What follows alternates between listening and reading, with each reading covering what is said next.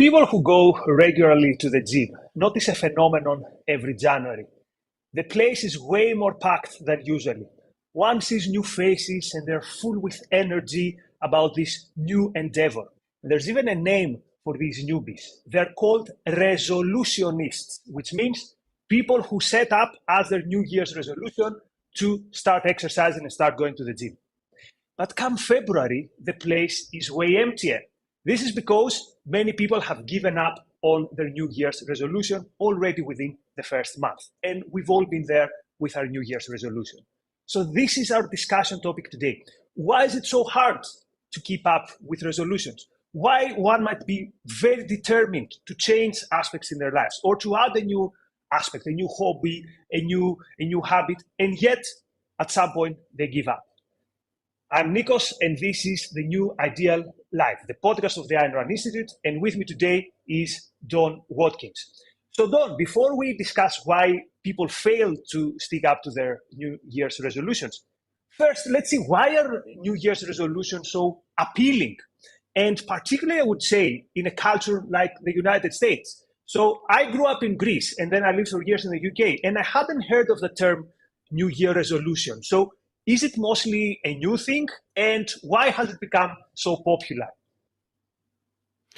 Well, I mean, people have been making resolutions for improvement, essentially as far back as recorded history, but New Year's resolutions have been around for quite a while.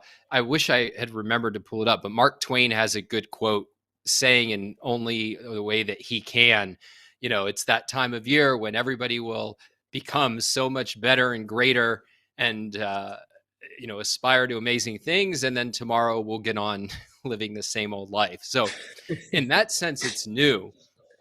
Or in that sense, it's not new. It's something that we regularly do. And you can see why. Part of what I think often is going on is that the new year gives you, or seems to bring you, a clean slate, right? It's a year I haven't messed up. And psychologists even have a term for it, which is the fresh start effect. And so the idea is, I haven't messed this up. I get to now fix all the things that I haven't fixed before. And I think there's a really good thing about people making resolutions, but I think that kind of orientation is dangerous because the focus is not on what I want. The focus is on not messing up, not making a mistake. And okay, I've got this great clean slate.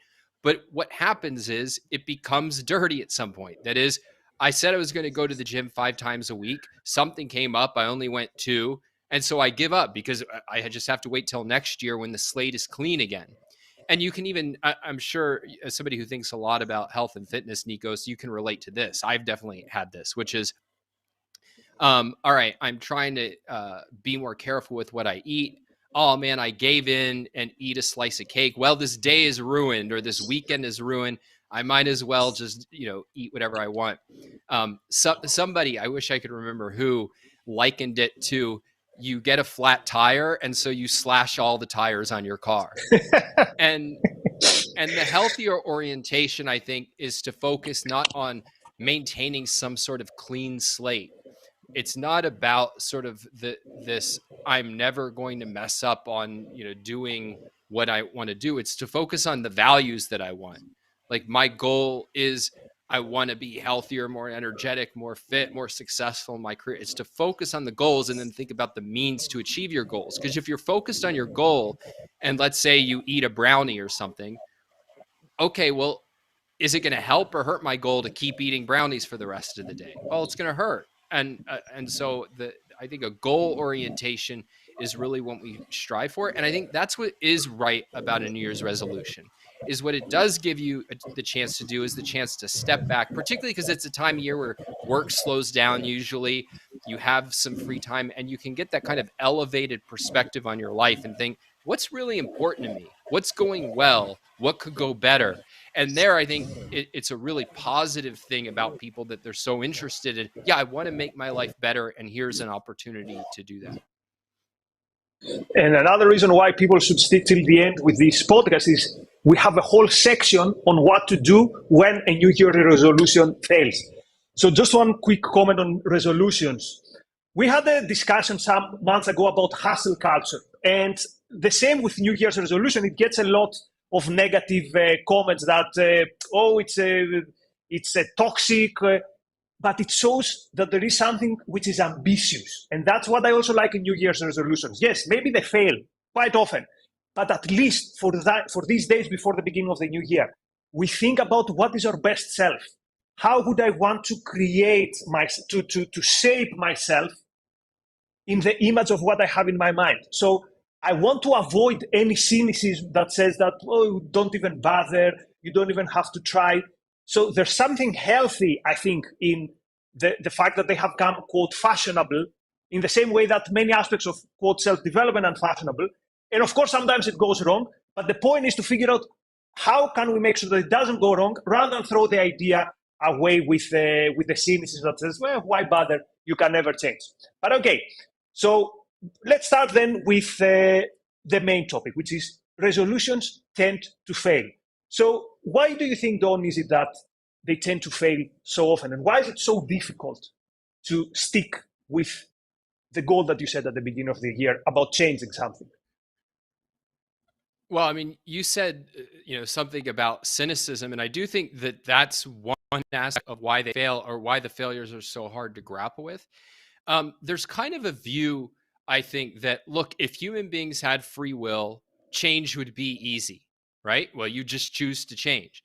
Well, clearly change isn't easy, and so you don't have free will. And even if they don't hold it exactly that way at a philosophic perspective of you're determined, it's in effect change is impossible.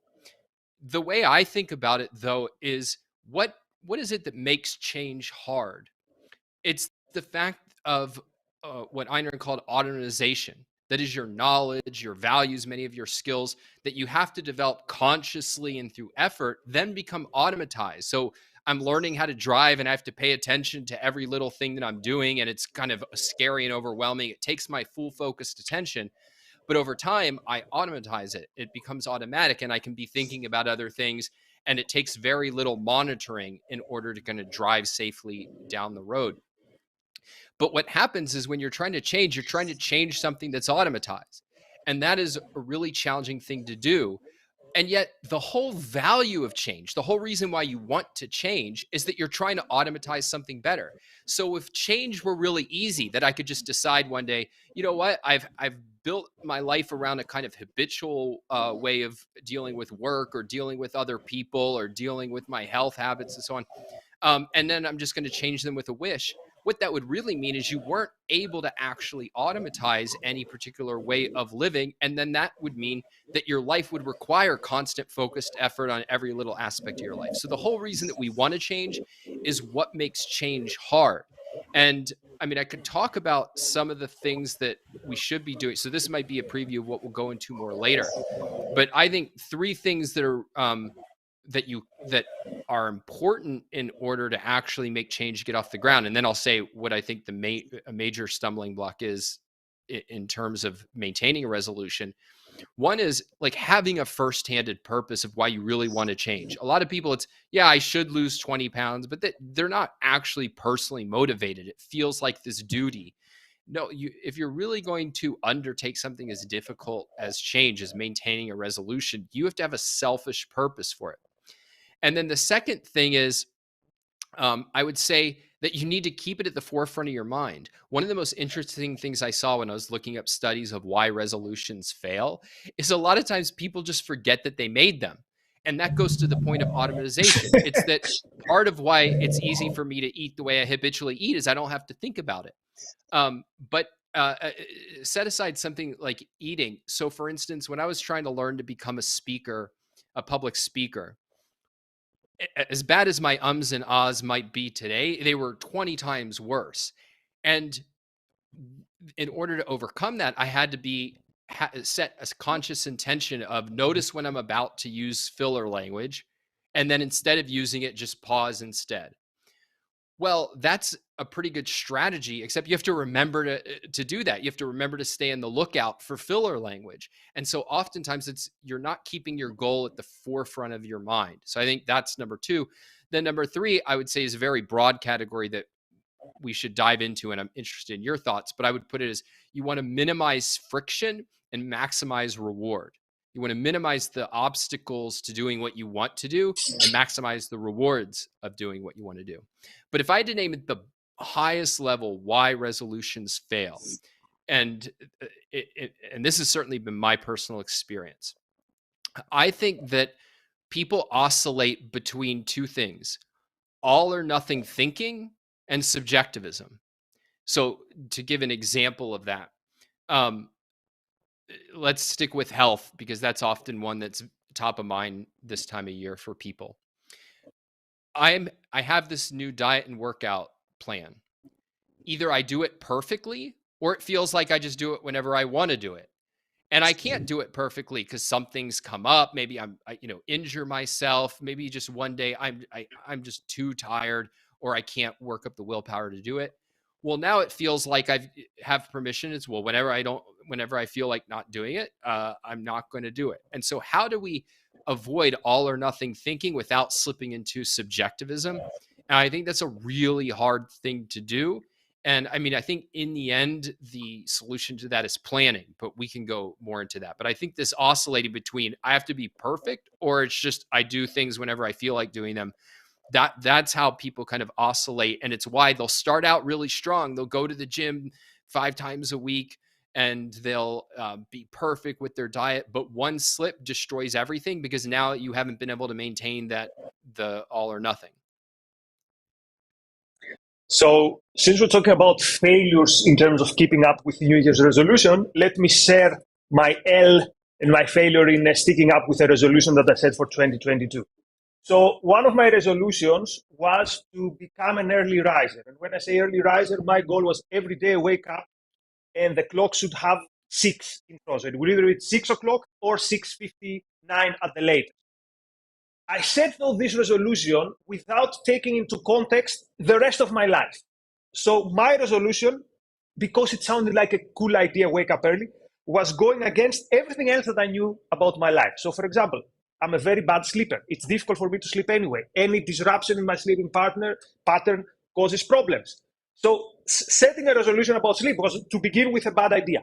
Second problem, I already was taking a huge change in my life. I moved from the UK to Greece and I started a new life. And I also started a new career with an employer who is in a different time zone. So very often I would sleep very late. Therefore, something that sounded cool, waking up early, something that many productive people do. And indeed, it's if you can do it, it's good. I know you're an early riser. But in the context of my life, it wouldn't work. So at some point it became either I will stick to my resolution or my well-being and my productivity would go down the drain. So I decided to give up. So what was the problem? Why did I fail? Because to begin with, I didn't choose the proper resolution or I didn't do it in the proper way. And a second example, you mentioned the issue of friction. A second resolution, what I had was when I go to Greece, I'll start Jiu-Jitsu. There was only one problem. There was no school in the vicinity of where I lived. So I joined the dojo. I had to drive 40 minutes to get there and then 40 minutes to get back. Guess how many times I went? Not many. So instead, what did I do? I find a box school where it's walking distance, and it wasn't my original resolution, but it's within the same context of what value I'm after, being active and learning, let's say, martial arts. So the fact that I was not religiously, or as we would say in the objectivist terminology, the fact that I was not rationalistic with my resolutions, or I was rationalistic, but then I completed it, helped me to actually make sure that I wouldn't, that something that was wrong would not continue. So sometimes it looks like it is the best thing to do to give up your revolution. So your resolution. Now, Well, what let me happens though when comment you on. fail? Yeah. Hold on one second, Nika, because I think those are really interesting cases. But when I hear them, what I really hear is in the first example, what you didn't really have was a strong why and a strong selfish why. It's yeah, Mm-hmm. people say that I should be getting up earlier, but it wasn't that you had a burning reason to. It was just I want to be more productive. It's something a little bit vague, a little bit you know Mm-hmm. advice that came from. And so when you actually tried to implement it, it ran into all problems. And because your why wasn't strong enough, it wasn't selfish enough, you didn't try to overcome those. You said, this is dumb. It doesn't fit my life. I'm not going to do it. But notice that in the second case, what happened is your why was super strong. And so when you found that the means you had implemented, going to this jujitsu place 40 minutes away, when you found that there's too much friction, it doesn't fit in my life, there you didn't throw out the goal. You didn't throw out the resolution. What you said is, I need to find better means. And that's one reason why being clear on your why, on the reason, the purpose that you're engaged in this resolution, having that at the forefront of your mind is so important. It's important motivationally, but it's also important because it's what allows you to distinguish, well, did I pick a bad means? And if so, how do I change it? And so I think that that really illustrates exactly how resolutions can go wrong, but also how they can go right if you set them up the right way. Definitely.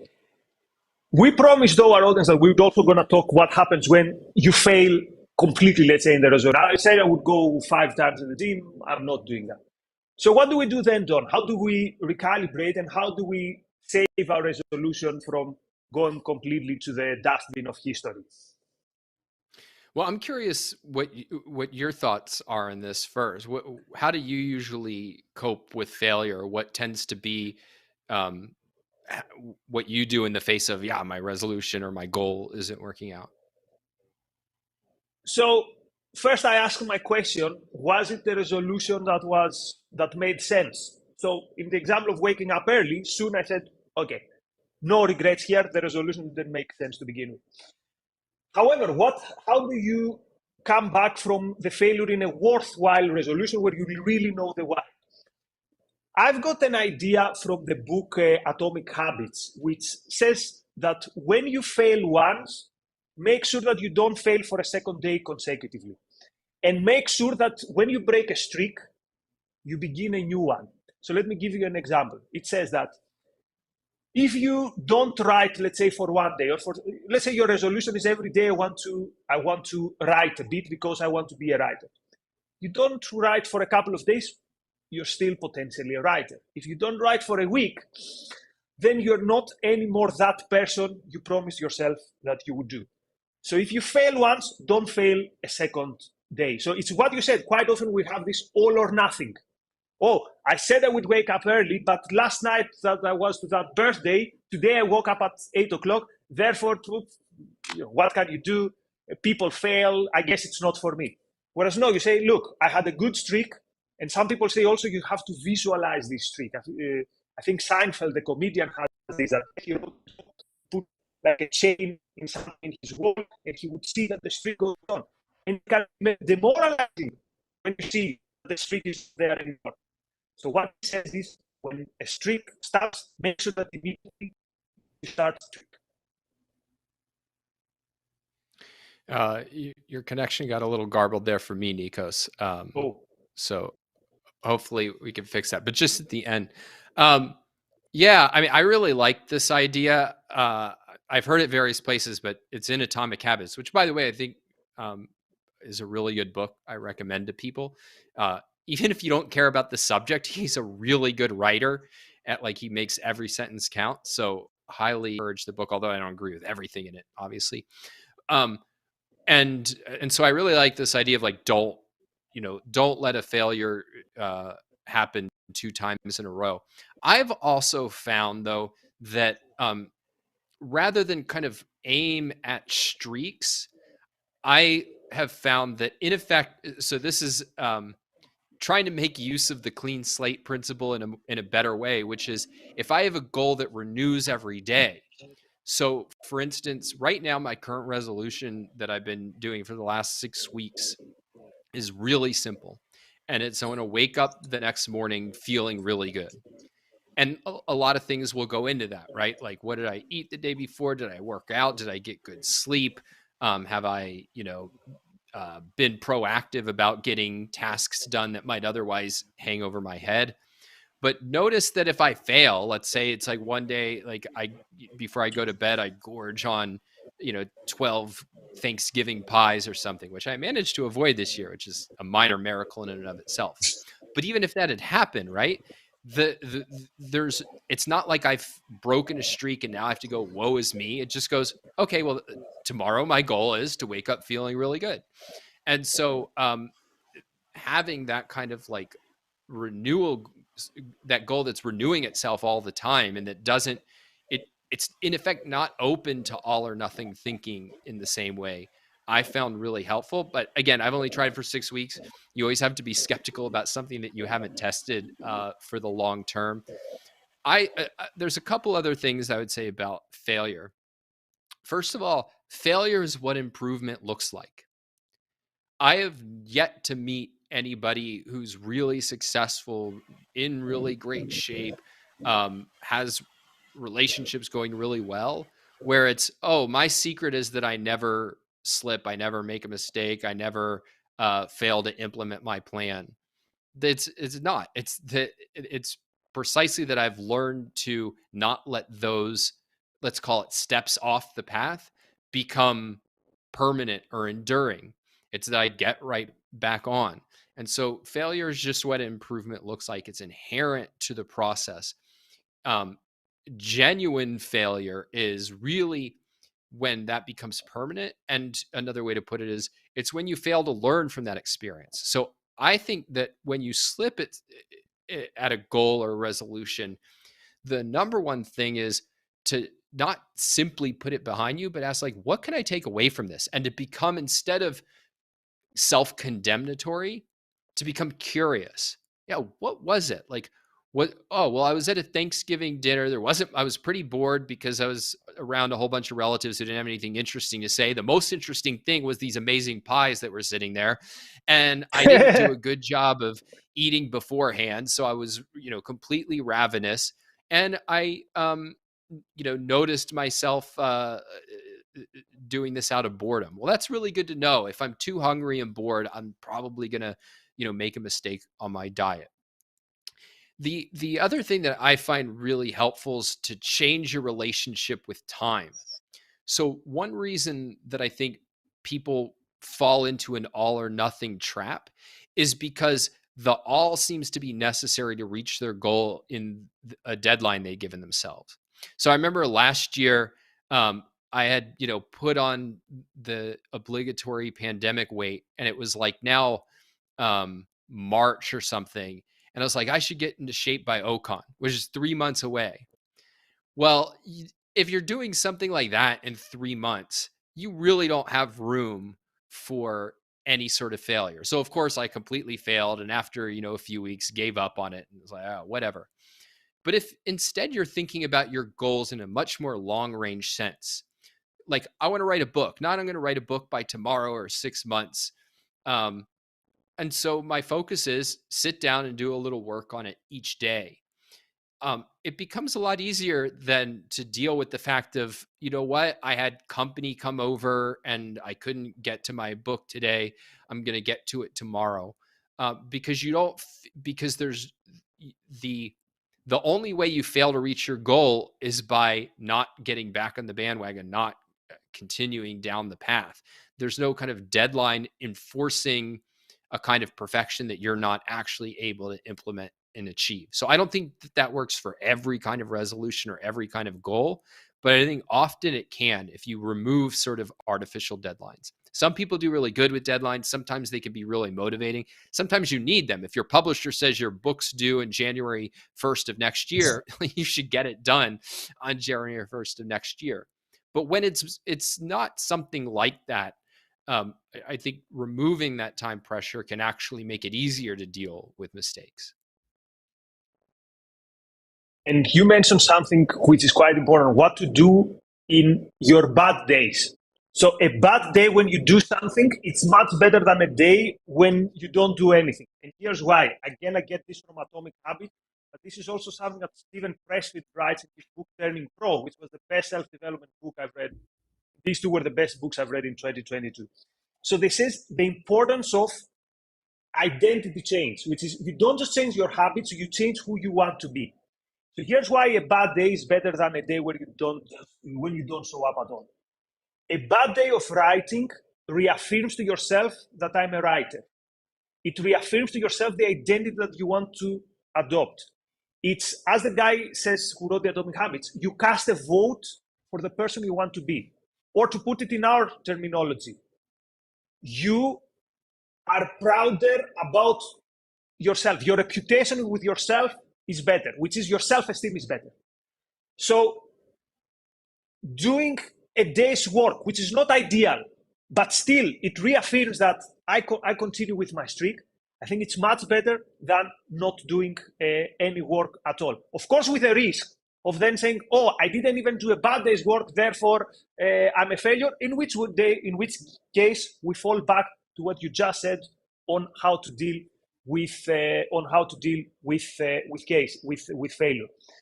So one more thing that it's might be useful to our audience. What are the different ways when one can set their resolution? So if someone wants to say, we're a couple of days away from the new year, how do I think about the things that I want to change or things that I want to add to my life? So what is a productive way of thinking about setting these resolutions? Yeah, I'll go into that, but I want to go back first to this idea of identity change. I don't even know that I have anything Mm-hmm. useful to add, except I really want to underline it. I think it's really important. I was listening to a podcast by, um, I forget exactly what he is, but he's some sort of scientist. I think a neuroscientist. Is it Andrew Hubert? Something like that. I'm sure the Huberman. audience is screaming at me. Yeah, Huberman. yeah, Hubert. Yeah, he's become really famous. He just started showing my YouTube feed for a while, and I think he's an interesting guy. But he was talking about this in the context, I think, of weight loss or fitness or something, like the importance of identity change. But what was interesting in the comments was how many people were agreeing and saying how that was instrumental for them in things like beating addiction. That a lot of them were saying like they overcame like heroin or cocaine addiction. And the core thing that they had to do was change their whole conception of who they were, what they stood for, how they judged themselves. And then that led to a whole bunch of ancillary supporting changes. What kind of people do I deal with? What do I expect of myself in terms of honesty and other kinds of virtues? And so thinking about change not as I'm plucking a goal out of the ether and pursuing it because this goal sounds good. I want to make more money. I want to lose weight or something. But part of what you should be thinking about when setting a goal is I have a conception of my life, including a conception of the kind of person I want to be and the character I want to cultivate. And that it's from that perspective that I'm choosing individual goals that will add up to this whole. And I mean, this is really, really, it's rooted in the whole way Ayn Rand thinks about moral development and human development more broadly, which is that what when we're growing up, um, one of the things that we're doing is we're looking around for heroes, for people to emulate and admire, and that becomes crucial fuel for being interested in the whole subject of morality, which is kind of the fundamental virtues and values that are going to make up my character and determine what kind of person that I'm going to be. The whole reason we're interested in morality is because we have an aspirational sense of what kind of person we want to be and what kind of life we want to live. And I think, and she thinks tragically that that's actually discouraged and beaten out of kids, and and instead of being fueled. But and I really encourage people to read her book, The Romantic Manifesto, for a lot more in that point. But yeah, it's when you're thinking about your goals and your resolutions, starting at the broadest conception of what do I want from life, and that's going to help make sure that when you're selecting a goal, it's not an unchosen duty, some obligation that you just like some cool idea that you heard from somebody, but that it's actually related to what you personally and selfishly want from life. And then part of the ability to achieve that goal is becoming a certain kind of person. A lot of entrepreneurs will talk about this. It's that in order to create the business I want, I have to change. I have to become a different kind of person. One of my friends, um, when when he started a business, like he was not the most organized, disciplined person in every part of his life, but he realized that he needed to be. in order to achieve the kind of business he wanted. And so he looked for ways to, like, how can I become more disciplined? One of the strategies he used that has never really worked for me, but it works for a lot of people, is this idea of accountability partners, where it's I have somebody who, in effect, I say, here's what I'm committing to doing right now, and each day I have to give you an update if I did it or I didn't do it. And sometimes this can even involve money, right? Like, if I don't do it, I have to pay you $10 today. um, but it's that idea of changing who you are, not just thinking about the goal itself. But then, um, with once we're at the level of setting a particular goal, there's kind of three ways that Can people I will say one often. more Yeah, for sure. before we get to that? One concretization about the identity change, because as you said, it's very important, and I think I rushed on it. So, what does it look like, and why it's so important? So think about it this way: when you write every day, you tell yourself, "I'm becoming a writer." The more you write, the more you persuade yourself that you're becoming a writer. But it works also the other way around. What does a writer do? They write. So once you have adopted that identity, and again, it has to be, as you said, sincere, and wholeheartedly you believe that you want to become that person. Then once you adopted it, the action becomes easier. What do writers do? They write. So you write a lot because this is what writers do, but then you reach a point that you are a writer, and therefore writing comes easier. So adopting this identity works in a positive feedback in two ways. It helps you to build up that habit with action, and then once you've built that identity, action becomes easier. Yeah, and another way to put that is, what you're doing is you're automatizing a new behavior and a new set of beliefs that support the behavior, Exactly. right? Like, that's the whole project of change. And so then the question is, how do we get there, and how do we set goals in such a way, or resolutions in such a way, to get there? And there's the goals that I think people are most familiar with setting are outcome goals, right? I want to lose 20 pounds. I want to get a raise at work. I want to start a new business. I want to find a romantic partner. It's that you want some sort of outcome, some achievement of a value in reality. A lot of people have criticized outcome goals, and instead will advocate process goals. And if I remember correctly, it's been a long time since I've read him. Scott Adams had a book on kind of productivity and self help, where this was his idea, which is, instead of saying, like, I'm going to lose 20 pounds, my goal is to um, eat energizing foods and go to the gym 5 times a week. Whatever the key. And the idea is, I'm not focused on any particular outcome. I'm just doing a process. And the process is, I'm picking a process that's going to lead to good, desirable outcomes. But my whole focus is on just executing the process. Then there's been people who've pushed back and said, look, goals as such are a bad idea. And one of the things that they'll say, and if you Google "don't set goals" or "don't set resolutions," there'll be 100 articles that come up, or 1,000 articles where do this instead. And what they usually advocate is themes. So, to stick with this kind of example, a theme might be, my theme for 2023 is health. And I'm not committed to any kind of particular outcome or action, but I'm just, whenever from time to time, thinking, like, oh, here's something I could do that would be healthier. Um, and the the claim is that this is better because I'm not wedded to any particular means, any particular outcome. It gives me more flexibility, and therefore I can't fail at a theme. Now, I actually think all three of these are valuable. So I think of it as, the theme is, in effect, my purpose. It's what my selfish interest is here, right? So I want to lose 20 pounds as an outcome. Why do I want to do it? Because I'm trying to achieve health. Well, if my purpose is to achieve health, I might realize, yeah, losing 20 pounds is actually a bad outcome. Maybe what I really need to do is gain muscle. So my outcome goal is Mm-hmm. subservient to my larger purpose. And then the process goals, process is really important. It is probably true that I shouldn't be focusing on which way the scale is going day in and day out, or week in and week out. I should focus on, am I following my eating diet plan, and am I following my workout plan? But how do I even know what kind of process goal I want? Only if I have an outcome in mind that I'm trying to achieve. And how can I judge whether or not my process is good? Only if I'm clear on what kind of outcome it's trying to achieve. So I think you need all of these.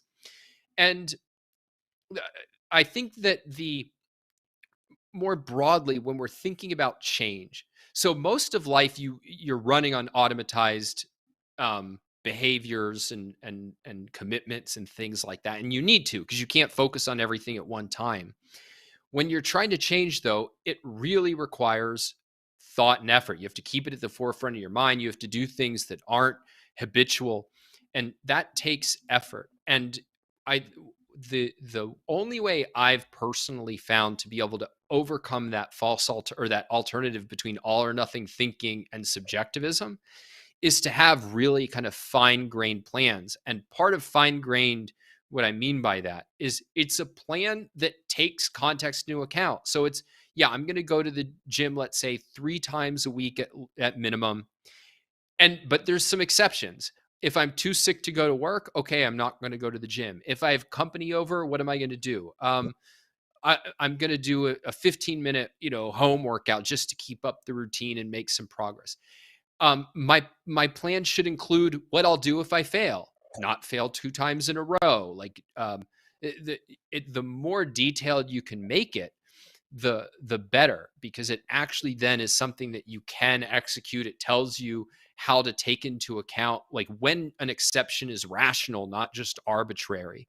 And so to put all that together, have a purpose. If you want to call that a theme, call it a theme. Like, what is the big picture thing that I'm trying to improve at?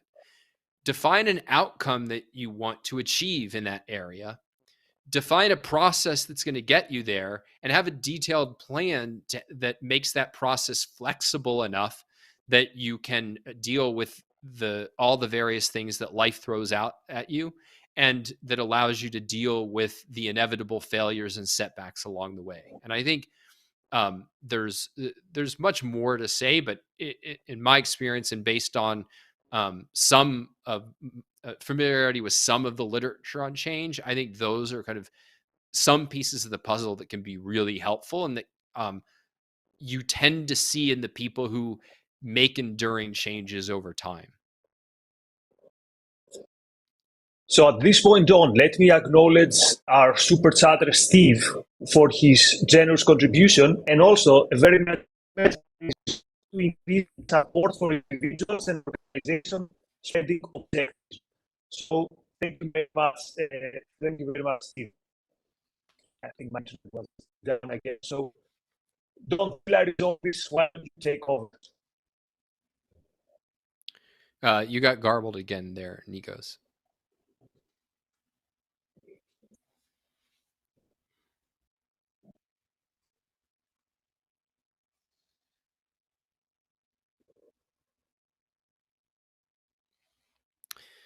All right. So hopefully Nikos could get his connection working out. One thing I wanted to do at this point, and then Nikos, if there's any other super chat questions, maybe we can go ahead and bring them back. But just give me 1 second here. I want to bring aboard somebody else from ARI.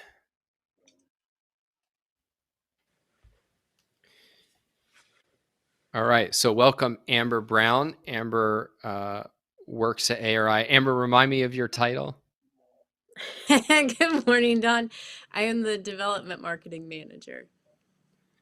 Awesome. I was hoping, now that we're at the end of the year, and it's a good time both for tax purposes and as you're reflecting on your highest values, to be thinking about, to be appreciative of organizations like the Ayn Rand Institute. And so maybe you could tell our audience about ways that they might be able to help us achieve our mission if it's something that's personally valuable and meaningful to them.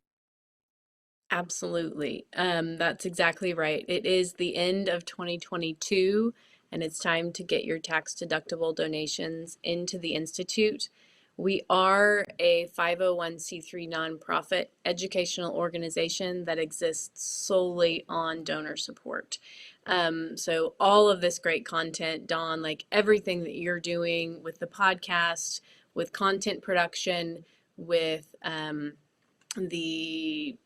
mentoring and coaching through the Ayn Rand University depends on donor support. So if you are listening, if you are watching, you can open another tab and go to aynrand.org/donate. That's AYNRAND.org/donate to make a donation. You can give a one-time donation in any amount that you choose, or you can become a member and donate every month automatically on subscription and support your values automatically. And with that, you also get access to our donor roundtables, which are a monthly meetup of like-minded people to support each other and socialize, and also hear about things going on in the business world, in psychology, in elementary education, in various things that objectivists and people who follow Ayn Rand's ideas are kind of doing out in the culture. So there are benefits to being a member if you choose the monthly subscription option, but we obviously very much support just giving that one-time end of the year donation as well. Yeah, and let me say one other word about it, which is, I do a lot of teaching about persuasion. And one of the things that I always tell people is, look, if you want to get better at it, that's great. But as a general rule, the most persuasive things, if you're actually trying to fight for a better culture, is that there's a division of labor among persuasion. And so what I have to talk about is the highest leverage thing for most people is not to become marginally better at arguing for your ideas, though you can do that for your own personal reasons. But if you're actually thinking about having an impact, rather it's helping the best persuaders get their message out there. And that means, for instance, sharing Ayn Rand's books with people, recommending, your on Brooks show, recommending New Ideal Live to people that you think it would be a good fit for. But the simplest, highest leverage way to do all of that is, I think, to give money to ARI, because what you're in effect doing is giving people who have made their whole career understanding and advocating Ayn Rand's ideas the ability to do it on a greater and greater scale. And so, maybe you could hand out 5 books to people in your neighborhood, but if you give money to ARI, we probably can do it a lot more cheaply to a much wider scale of people. And so if you're thinking about bang for your buck in terms of impact and persuasion, even $10, $20, $30, all the way to hundreds and thousands. And, some of our donors have been gracious enough to give way more than that. The amount of impact you can have is really hard to overstate. And so I know that we're very thankful for it. It's often something that people at nonprofits just, say because you're supposed to say it. But I know for a fact, and I know for me and for many of my colleagues, it really is at the forefront of our minds that everything we do is made possible by the people who contribute to ARI, and that we wouldn't be able to do it. And we wouldn't be able to have the impact on the culture, but at the end of the day, we wouldn't be able to have the job of our dreams if it weren't for you. And so thank you to everybody who has donated, who will donate. And I really encourage you to take the time to up your donation, because I think you can really make an impact on the world by doing that. That's exactly Amber, right. anything Thank that you want to add? No, that was perfectly said. I appreciate it. And we do. We appreciate all of your generosity so much. And the web address is aynrand.org/donate. Awesome. Thank you, Amber. Nikos, welcome back. Sorry that you had a little difficulties. Anything else that we should address or that came up in the super chat? No, that was the again. Thanks to Steve. So how about we start wrapping up by telling people what will happen next week and what they can look forward to? Yeah, so next week's show, you will have even more time with Nikos and with ARI Junior Fellow Zimwit Gowan on the topic of, I forget the final title. Nikos, help me with that. Oh, it's there, From Russia with Evil, the philosophy of The Alexander Dugin. philosophy. Okay, I wanted to make sure that that was it. Please also make sure that you send us questions for our future question and answer episodes. Our next one is a Q&A on religion and God on January 13th. And I forget the email address for that. I think it's newideal@aynrand.org. And coming up after this show, there will be a clubhouse that at least I'll be at. I'm not sure if Nikos will. So sign on to your app once we log off. If you enjoyed this podcast, the best thing you can do is make sure you subscribe on YouTube, subscribe on whatever podcast channels you listen to, and you'll get notifications of when we're coming out with new material. And of course, be sure to like, share, all that good stuff. And do the same on all the platforms. It only takes a few seconds, but it helps us beat the algorithm. And that is always useful. Speaking of high leverage ways to be helpful, promoting your ideas and values. So if you have suggestions for future episodes or questions that we could address, be sure to send those to newideal@aynrand.org. And we will we read all of those emails. Unfortunately, we can't reply to all of them, but we try to reply to as many as we can. With that, we'll be back with more material soon. And in the meantime, jump over to Clubhouse and let us hear your questions or thoughts on resolutions and on goal setting. Until then, I'm Don Watkins. This has been Don and Nikos talking about resolutions on New Ideal Live. Talk soon.